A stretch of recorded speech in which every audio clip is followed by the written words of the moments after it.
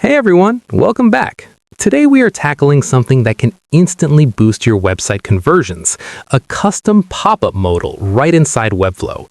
Whether you're collecting emails for a newsletter or promoting a special offer, a clean, interactive pop-up is an absolute must-have.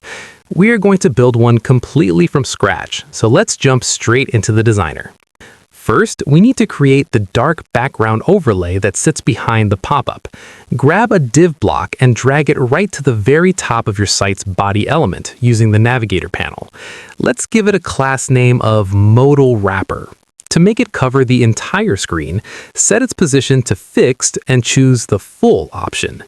Give it a really high z-index, like 9999, so it sits on top of absolutely everything else on your site, and change the background color to a semi-transparent black.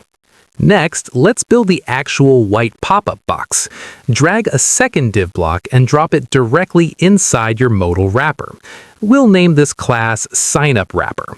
Give it a solid white background, add a little bit of padding around the inside, and set the margin to auto. That margin setting is the magic trick that snaps your box perfectly into the dead center of the screen. Inside this white box, you can now drop in your heading, some paragraph text, and a form block to collect those emails. Also, be sure to drop a simple text link right at the top of this box that says Close, which we'll hook up in just a second. Now for the fun part, making it actually open and close using interactions.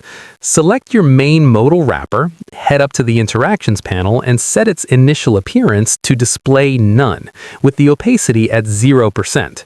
This guarantees the pop-up stays completely hidden when the page first loads. To make it open, click on whatever button on your main website you want to use as the trigger. Add a mouse click interaction, but make sure you tell it to affect the modal wrapper, not the button itself.